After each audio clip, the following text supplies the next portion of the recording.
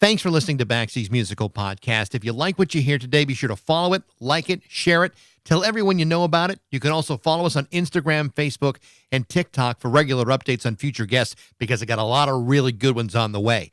Today, we're brought to you by Metro Chrysler, Dodge, Jeep, and Ram at Chicopee. Be sure to check out their state-of-the-art dealership next to BJ's and Big Y on Memorial Drive, or stop by MetroJeep.com and drive home in your new Metro Chrysler, Dodge, Jeep, Ram today.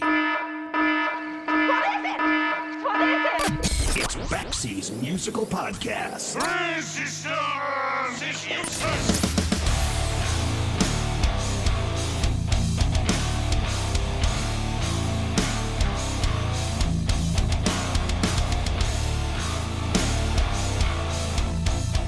For 11 years, I lived in the city of Milwaukee, Wisconsin. First as a college student, then as a regular, everyday citizen, working in local radio and finding myself in various parts of the city, enjoying its amazing but yet slightly underappreciated music scene. Underappreciated because it sat tightly nestled between Chicago and Minneapolis, two cities who back in the 1980s enjoyed all kinds of notoriety for the music that was just pouring out of there. In Minneapolis, you had Prince, The Replacements, and Husker Du. And in Chicago, you had Ministry and Smashing Pumpkins and The Dwarves and many others. But Milwaukee, unfortunately, became the forgotten stepchild located in between those cities. And yet, every one of those bands wound up playing there. And many of those bands that did found it impossible to ignore some of the incredible music that was coming out of the state of Wisconsin. Violent Femmes, Bon Iver, De Kreutzen, The Frogs, The Bodines, and some lesser-known bands as well. It's a city with a rich musical history, but it has been overshadowed and unfairly too. So how did I get to find out about all this stuff? Well, it didn't hurt. The city was crawling with places for bands to play, but it was also home to some great independently owned record stores. Nor did it hurt that one of my roommates happened to be working in arguably one of the most notorious of those record stores and getting a great discount, Atomic Records on the city's east side. To say that I spent a lot of time and money at Atomic Records would be putting it mildly. Even after my roommate stopped working there in the late 80s, I kept going there until I moved away in the mid-90s. And while I can't confirm any actual purchases, I think there's a slim chance that I may have purchased a few records from my guest today, Mark Waldoch from the band Hallelujah Ward. Mark Waldoch has been a fixture of the Milwaukee music scene for the last 25 years. In fact, you would be hard-pressed to find a single article about Hallelujah Ward that doesn't describe their lead singer, guitarist, and songwriter as the beloved Mark Waldoch. Now, here's the thing about Mark. He has spent the last 3 decades as a central part of the city's music scene, but it was only after forming the Hallelujah Ward during the pandemic where things really started to click. The band is a trio that includes not only Mark Waldoch, but also bass player Paul Hancock and drummer Dan Didier. Last year, in 2024, they released their debut 5-song EP entitled I Forced Myself to Live Charlie B., and it is fantastic. But on Friday, May 30th, the band finally released their first full-length record, Everybody Swoons, and it's even better. In fact, the first 2 singles of the new record, both Your Uncertain Shadow and Nobody's Ghost, are absolutely mesmerizing. They are 2 gorgeous tracks that I've had on repeat for nearly 3 weeks, and the rest of the record ain't so bad either. Now, I'm not going to say that Mark Waldoch is about to put Milwaukee on the map, because I'm pretty sure it's already on a map, but I will go so far as to say this might just be the best record to come out of the city in years. To talk about it is my guest today, the beloved Mark Waldoch from Hallelujah Ward on Baxie's Musical Podcast.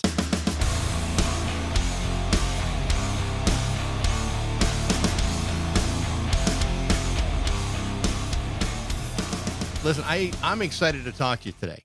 I mean, I don't know how much you were told going into this, but I lived in Milwaukee for 11 years, so I'm very much familiar. Oh, no shit. Yeah, I was a Marquette student. I stuck around. I worked for 2 radio stations out in Milwaukee for years, and then Which ones? Well, I started off working. Can you remember the years and the? Well, okay, so I moved into town. I lived there from 84 to 95. And okay. So I worked at the old QFM. Sure. Okay. They had at that time, I actually went and answered phones for the Sunday night alternative show that this guy Terry Havel had. Terry Havel, yeah, I remember. You remember Terry. I do. I was 18, 19, and he had a show on Sunday nights, and I used to be like this annoying kid, nerd kid, calling him all the time. his other shows, and he got so sick of me. He's like, "Just come down and answer my phones, and you can hang out." And he ended up befriending me.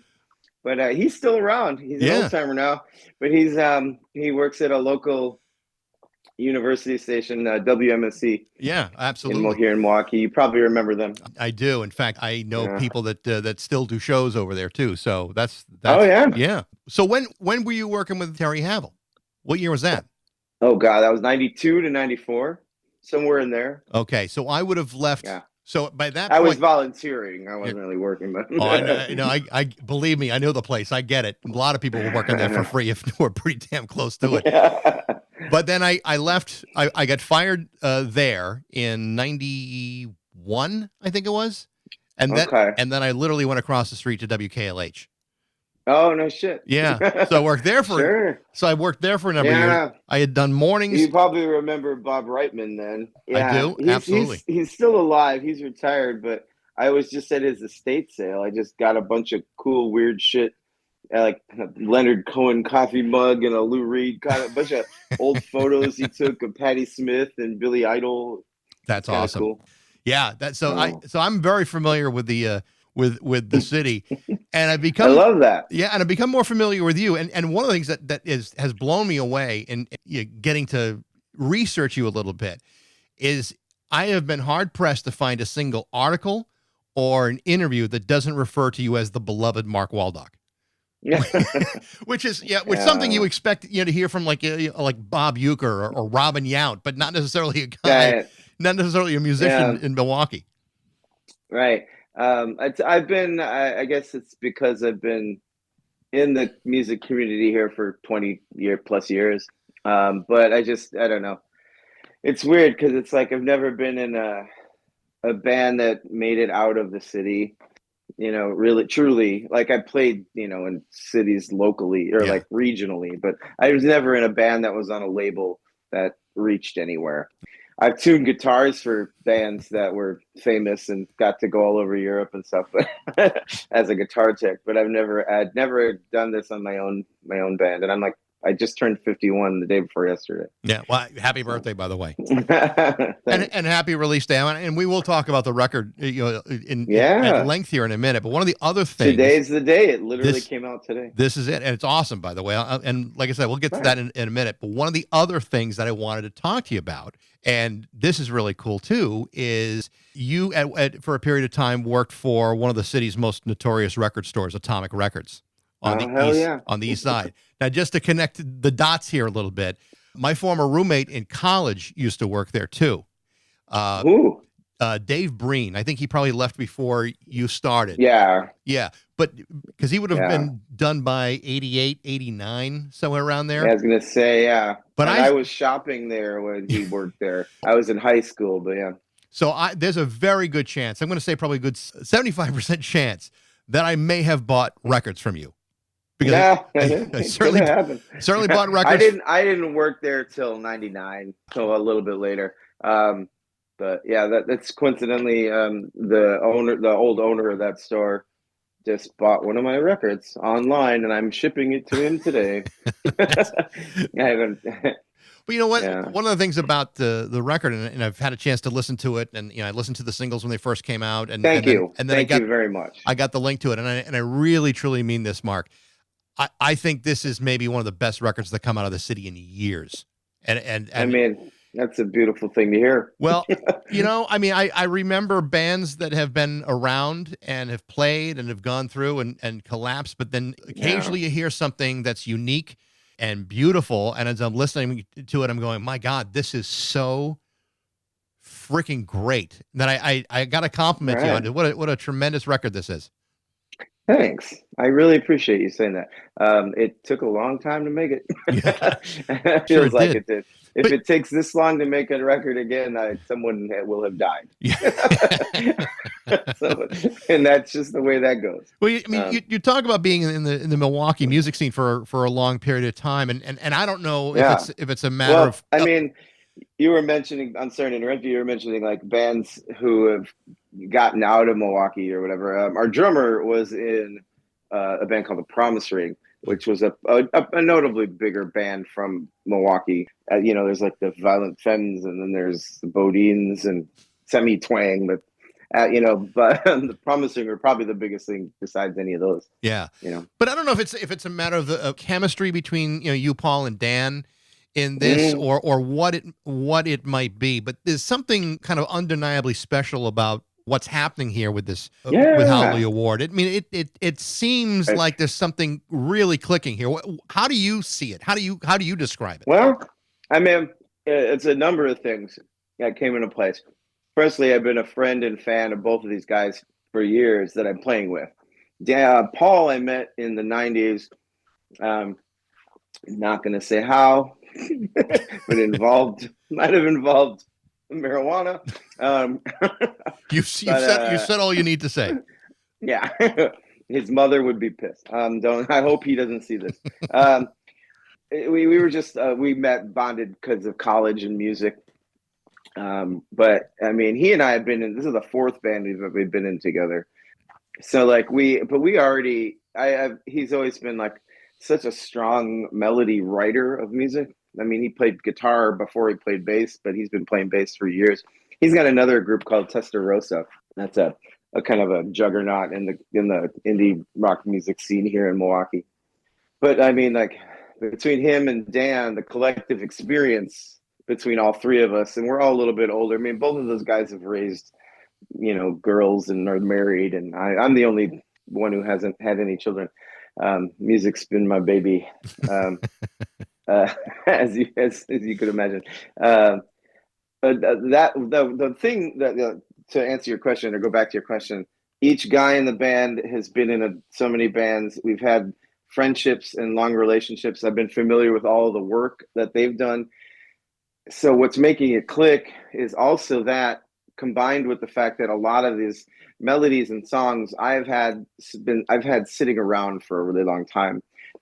They weren't finished because I like to do this to create collectively. I don't enjoy. I want the other guys in the band to have a sense of ownership, so I'm not bringing the song and telling them this is how to do it and this is what I want for everything. I'll come with ideas and then we'll put it together, but it's not the way music's made anymore, but it's also not just like kids fumbling to find a song in the garage either. It's like we're adults, like we've got a lot of experience, so it's like it works on a very professional level too. I just love it.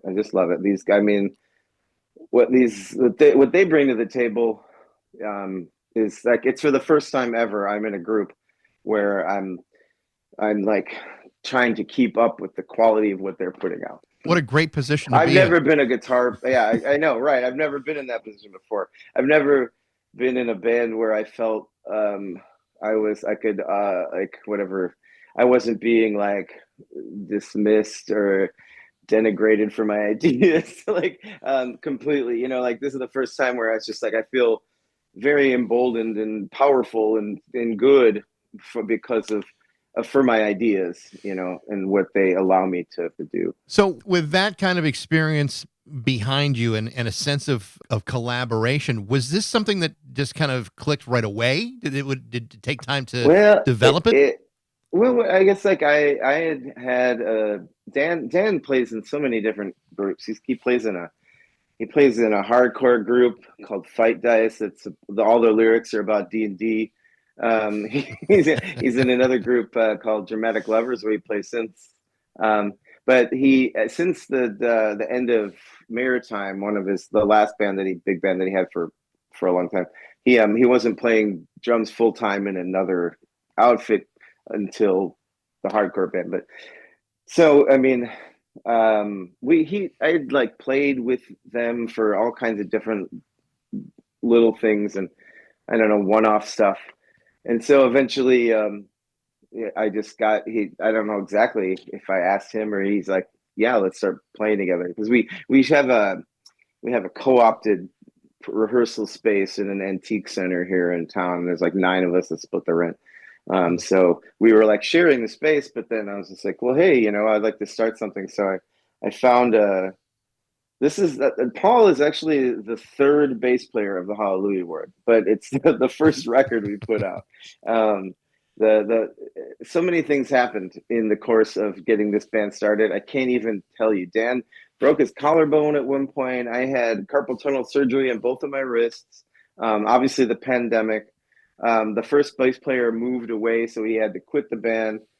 Then we found another guy, and he had to quit the band after the pandemic because he was trying to keep his business alive. It was like one thing after another after another. So it's like Spinal Tap for bass players. No one's Yeah, spontaneously combusted yet, but that's still a possibility. yeah, I mean, yeah, it's certainly on the table. I'm excited about that. The Spinal Tap sequel. Sounds kind of fun. I mean, you got to figure if they're going to go through with it, they're going to do it right. They're going to go right. Absolutely. Yeah. But, in a case like this, so you guys more or less start around COVID and around the pandemic. And then, Yeah, it was like, just a little bit before we started forming these songs. And I started forming them with other members, like this guy, James Sauer. He's got a band called Ladders. He lives in Louisville, Kentucky now, but when he left me, this guy is amazing. He moved to Alaska, then he moved to Nashville, then he moved to Minneapolis, and then he moved to St. Louis. The whole time following his wife around, but happy. I guess they're happy they've landed somewhere good. But good. I miss him all the time. But he's a great guy. But what had happened was after the second player, Jason, he had left the group. We had 2 gigs still booked, but he didn't want to play them. So I found my old pal Paul Paul came. I had a gig that was supposed to be the whole band, and it was this hot summer festival, street festival in Brady Street. I'm like, well, I'm still gonna play the show solo. I'll just show up even if the band's not there. And Paul and his wife came just to watch and just to be like supportive. And he ended up like teching for me and helping me. It was like really kind. And then I'm like, dude, we got these shows. We've got a show in October. And he's like, yeah, I'll learn all the songs and play them for you. I'm like, what a hero. But then as soon as he learned all the songs and I played the show, I was just like, we got to do this again. We got to be in a band again. And I asked him if he would, and he said yes. So he said yes to me more than like most women in my life have. well, that's great. Well, I'm so glad the two of you are happy. He's been my relationship partner, my music wife, my work wife. So last year, the first EP comes out. I Forced Myself to Live, Charlie B. It's really, really, really good. Tell me a little bit about what the title is all about. Oh, why? It's a little. I mean, like it's cryptic. Charlie B is another old bandmate friend of mine, co-writer, and I went through a period where I wasn't like I was playing guitar and learning how to be a better musician for a period, but I wasn't able to write songs. And he was a guy who's just like has all these amazing songs, and he was always playing them. And I was just like. I was playing out solo to stay sharp, when I didn't have a group, and I would play his songs and just do weird versions of them, whether it was on a synthesizer or a harmonium or a guitar or singing. I was just doing his songs, and it got to the point where I learned them so well that I was just like, he's just sort of like his just amazing songwriting ability made it good, kept me going. So like it was just really important to me. He's a great friend. He and his partner Jess are just like they had a band years ago called Orangutan. Now they have a band called Loduca. They're in Rochester, Minnesota. But Charlie B, that's his real name. It's not a made up name. Charlie B is his real name. There's a lyric in in the song Blonde from that EP. It says, I forced myself to live is a lyric from one of those songs. I just kind of tongue in cheekily put I forced myself to live, Charlie B, with your songs. So 3 of the 5 songs on that EP were songs that either he wrote completely or one of them I think I co-wrote with him. He did most of the heavy lifting. But The song Manageable Oblivion, which we put on the full length as well. The whole idea was like the EP was going to be a precursor for the full length, but then originally I wanted to just put it all out, like all the songs we had out on a double vinyl. Nobody has the money to pay for that. I'm freaking out about paying for the 500 copies I have sitting in my living room right now. So, yeah. So, I feel bad. I'm just like, no, we can't give them away to our buddies. Maybe the second batch. Yeah. So between the release of the EP and now, one of the things I know, I mean, obviously you talk about the one song that did carry over and it's a great song. But, one of the things that I've noticed in comparing the two is there seems to be this more emotionally potent element at play here in these songs, and especially with the first two singles, Uncertain Shadow and Nobody's Ghosts. I mean, many of the songs that are on this are, dealing with loss and grieving, and it really does sound like you've been able to connect things in a way that you may not have had the opportunity to do before. Tell me a little bit about the difference between these two releases. Well, I mean, they were all kind of tracked together. I think the main difference is that half of the songs in the EP weren't mine, written by me. So lyrically, that's probably why there's a difference in the like thematically. If you're looking for one, there wasn't really like intentional. Honestly, I think it's just that kind of probably just happened sort of naturally. That's really all there is to that. A lot of these songs, pieces of the melodies and parts were like things I have had. I have like I keep a file like everybody does of all these different song parts and ideas and melodies that work well over progressions and things like that. And I keep a separate file of lyrics, but then I generally I like to do the music first before the lyrics. I kind of try to keep them separate and then put them together once because I feel like it's a rare occasion when you're like, oh, I'm just going to sing along to this fucking part or, this key. And like, it's just going to magically happen. Like, that's not really it. You got to have something really, a good framework of melody and music to work with before the words are going to have anything to sink into. But a lot of the times, the words will just find their way into the melodies. It's interesting between the three songs you talked about, Manageable Oblivion, Uncertain Shadow, and Nobody's Ghost. They're all three great songs, but the one song that I really, really loved on the record is Diet Suicide. I thought that was such a great record. And my understanding is that that's your favorite on the record too. Is that, I mean, tell me a little bit about that. It's not really I wouldn't say it's my favorite on the record. It's my favorite live. That's it's not even my favorite live. It's the one that everyone who hears us goes home always asking, what was that song? I think it's just because it's, got like a krautrock rhythm and Paul and Dan are so tightly wound to get through that song. And it's like pretty mesmerizing to watch. And I sing goofier sometimes. I just think that particular song, nobody knows the words yet until today. They can see them and read them, but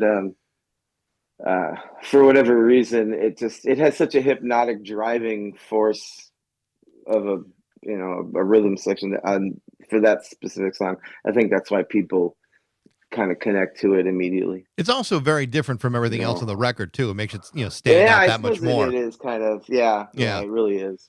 But melodically, on the other songs on the record, I mean, melody is something clearly important to you. Like you can sense that it's like the tantamount part of the band. I mean, like people call that like having pop sensibility or like hooks or like whatever. But I mean, like the arrangements and the way we write things aren't like verse, chorus, verse, middle, eight, like perfect pop songs. They sound like pop songs sometimes, but they're very much not arranged that way. It's like they sound on some level that way, but I'm trying to make it just a little different, because what's the point of doing the same thing over and over? Well, I suppose if you want chart success and fame and money, you should probably do it that way, but that's not what I'm about. When you're writing songs, whether it's for yourself or for somebody else, I mean, how close do you allow yourself to open the door to be vulnerable. I mean, is that kind of what you're writing about, or are you kind of, is there a wall between you and there's maybe more fiction than reality? Well, I don't know. I mean, like, I'm pretty vulnerable, sensitive person, just innately. But like when it comes to the writing, I'm just like, yes, I'll put myself emotionally into the stuff, but it's not every song is like about a specific thing in my life, and that's not at all. Every once in a while, there's a song that does that, but most of the time, it's like it's like I'm taking something else that happened or thing, and then putting it into a fiction. I mean, it just depends. This particular record, though, I guess I don't know, more than half the songs are pretty personal. They're just not. I mean, I don't know. I'm not trying to make it. I'm not trying to do that. It's just what happened. So you were born in New York, but then came out to Wisconsin as a kid. I think you came out to Yeah, when I Racine was really little. Yeah. as a kid. How in all of that as a kid and the disruption of moving halfway across the country? Well, I was only 6, You- but I mean, but still, that was a lot. That story is pretty wild if you want to hear it. I've heard you tell the story before. It is, I mean, it is a pretty wild story. What did happen to precipitate the move? Well, I was like you said, I was born in Brooklyn in the 70s. My brother and I, and my mother got us. We fled uh, New York to get away from our abusive father. He was some kind of criminal gambler, shot a guy in the foot. I mean, all kinds of bad stuff. And we had an aunt, my mom's younger sister, who was living in Racine, Wisconsin, which is just south of Milwaukee, north of Chicago, about 45 minutes in Wisconsin. But yeah, we ended up there to get away from him. And then my mother got sick with breast cancer. And it was the 80s, so it wasn't as easy to detect and prevent. Um, but then my brother and I were in and out of foster homes while she was in the hospital. And then eventually, one of the families that took us in, it was like an outreach through a church in Racine. The people that they had 4 kids already, 2 of which they had adopted. They ended up taking us in. And then when our mom passed away, they decided they asked us if we wanted to become part of their family. So we were immediately adopted, only almost like Wow. seamlessly. Which it's an amazing story. I mean, yeah. I mean, I mean, it's a hell of a story, and I have heard you tell it before, and it sounds like you were very, Yeah, very lucky to get out of the situation that your family had been in. But even maybe yeah. even more lucky to have found another family that was so willing to bring you in and care for you Hmm. and raise you. Yeah. I mean, that's And that pretty came with extraordinary. its baggage and stuff too. But Well, every family I every family does. No family's perfect, but so at what point in all this does music start coming into your well, life? I mean, I was just gonna say that this sounds weird, but this is gonna date me, but I went like 3 weeks before we left New York. We left New York on New Year's Day, almost like out of a fucking short story. Like we left in the morning while the father was passed out or something. But this was 3 weeks after John Lennon was shot.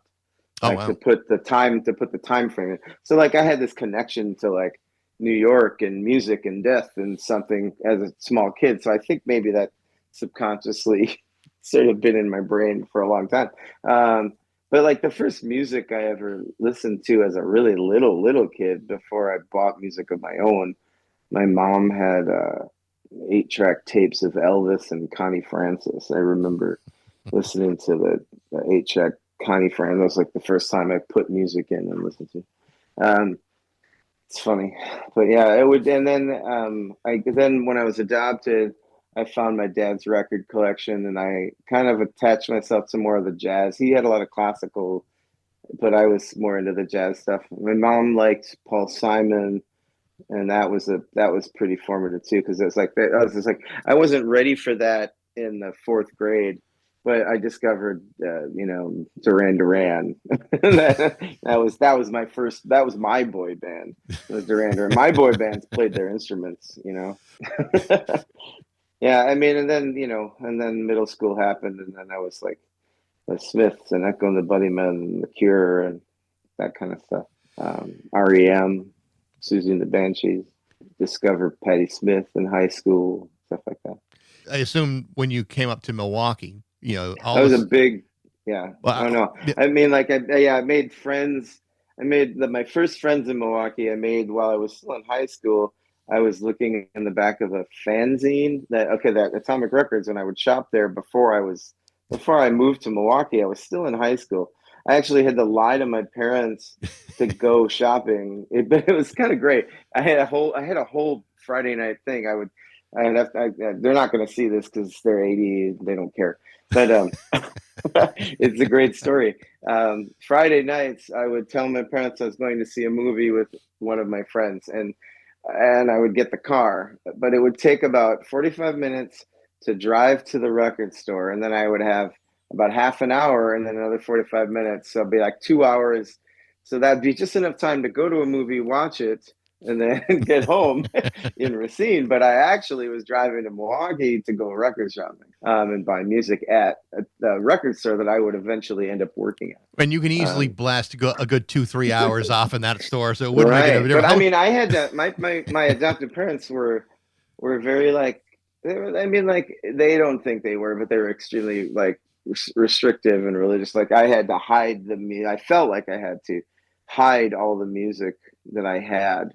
I had like the CDs and the stuff from them because they wouldn't approve of any of it. I remember having a band T-shirt, and they took it away from me. And all it was just like a Jesus and Mary Chain T-shirt. Like, there wasn't, automatic. Like, that's all it was. It was a star with some faces on it, but they didn't know what it meant, so it must be bad. What does that mean? Yeah, I remember my mom getting mad at me because I had Morrissey's Viva Hate, and she's like, "Why would you want Long Live Hate? Why would you?" I'm like, "He's being ironic, Mom." Like, she couldn't understand that. But I always thought it was very funny, like in the 70s and 80s, like if you watch TV, like the Phil Donahue show, like the worst thing that could possibly happen to a kid was for him to buy a punk rock record. I mean, you'd almost rather have your kid on heroin than have him buy a Dead Kennedys album. Yeah. I remember going to church one Sunday morning and listening to the news, and they talked about punk rock and how they were putting safety pins in their ears and listening to the Sex Pistols and slam dance. But the article was more about like slam dancing and what these kids are doing at parties, and they're trying to hurt each other. And I was like, "Where are these parties?" And they're like, "You're not doing that, are you?" And all I'm thinking is like, I want to do that. Where is that? Well, that sounds awesome. Yeah. I've always felt that Milwaukee is a really interesting city in the sense that it's got this inferiority complex about itself. In a lot of different ways. I mean, it's wedged between Chicago and Minneapolis to a certain degree, but it's an amazing city with this wildly underappreciated music scene. I mean, not just music scene, but culturally speaking in general. And it's always something that's been true of Milwaukee. You've played a role in a lot of that, especially since the mid 90s. Tell me a little bit about your sense of what Milwaukee is about culturally. I don't know even where to begin with that. I mean, it's just like everything's been here, but I'm. You just said this inferiority complex or something to that effect. I don't agree with that at all.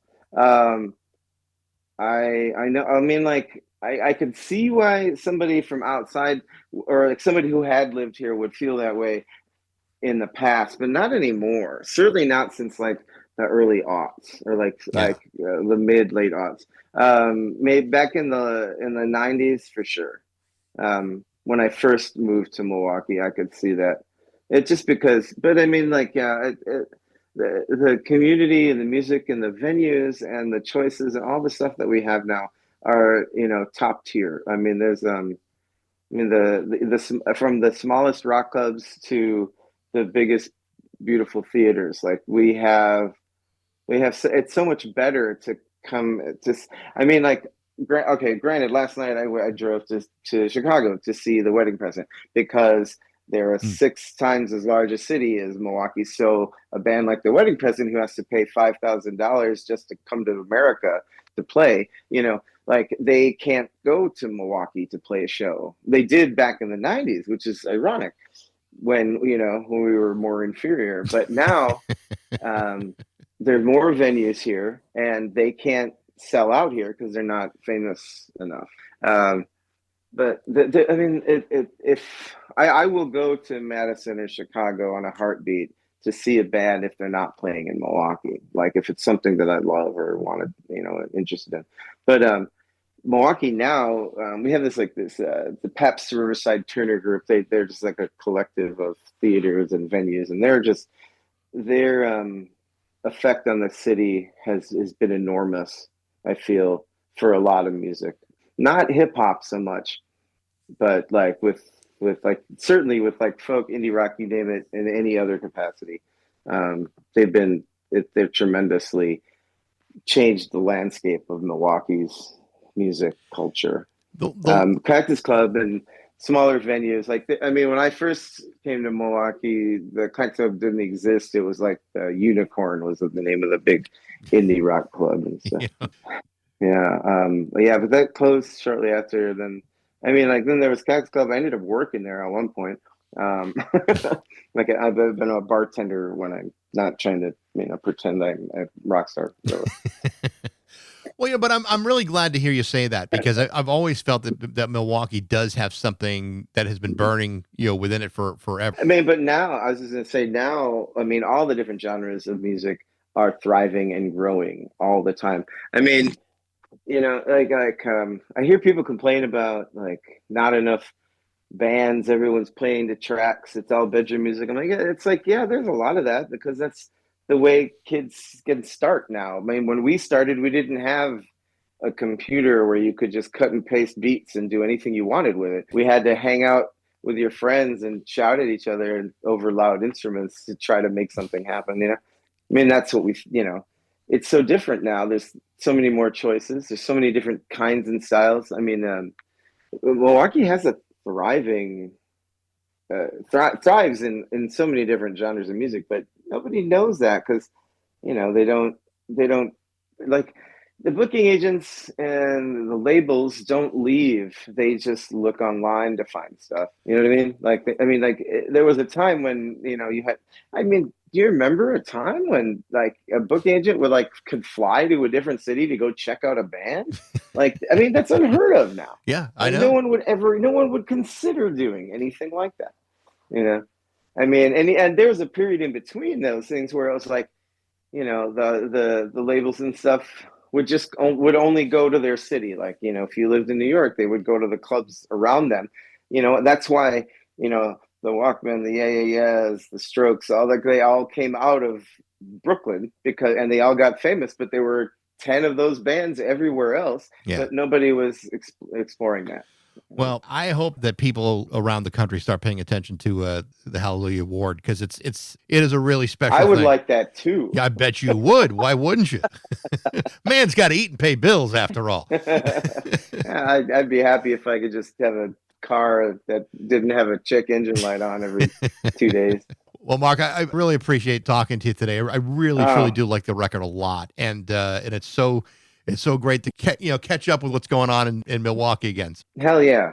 Well, I appreciate you reaching out and being prepared. Do you know how many times you get interviewed by somebody and they didn't even bother to listen to your song? They just read the little thing, and then that's so dumb. I thank you for being a consummate, awesome professional. I knew when we talked to this, but if I met the guy, the publicist, Ray B. Yep. When I met him, I knew right away that we were very lucky. Yeah, you're in good hands with Ray and that whole crew over there. They do really good work, and he's been very generous with me. He's got me some interviews that I would never in a million years dreamed I'd get, and he's been right. Awesome. Yeah, you can tell. Yeah. Well, thank you, Mark. I, again, appreciate it, and a happy belated birthday. Thank you, and thank you very much, and best of luck to you.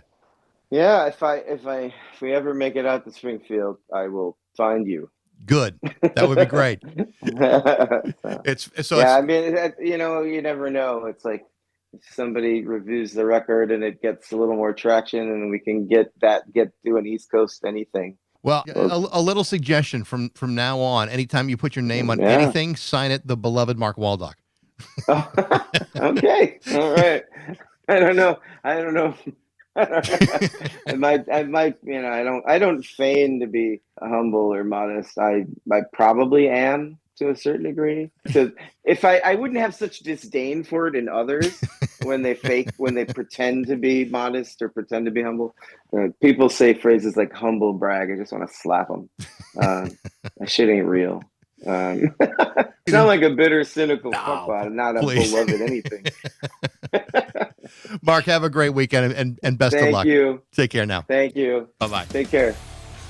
The name of the new album from Hallelujah Ward is called Everybody Swoons on Foreign Leisure Records. It is fantastic. Thanks for listening. I hope you enjoyed it. You can email me at bax@rock102.com. I'd love to hear what you think. Thanks to Metro Chrysler, Dodge, Jeep, and Ram at Chicopee for their support. But most of all, thanks to all of you for listening to Baxie's Musical Podcast.